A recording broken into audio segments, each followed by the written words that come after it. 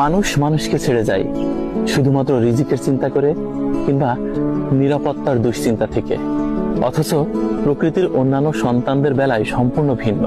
দেখুন, এক জোড়া পাখি আমার পেছনে রস পান করছে।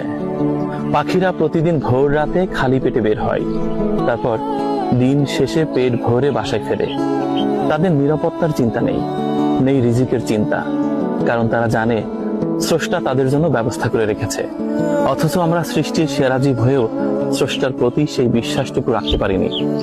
এক জোড়া শালিক, বিখ্যাত সেই ধারাবাহিক নাটকের কথা মনে আছে? এক জোড়া শালিক।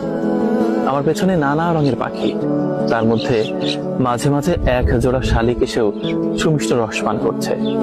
কত মানুষ তার প্রিয়জনকে হারিয়েছে শুধুমাত্র নিরাপত্তার চিন্তা করে, শুধুমাত্র রিজিকের দুশ্চিন্তা থেকে কত কাছের মানুষ পর হয়েছে।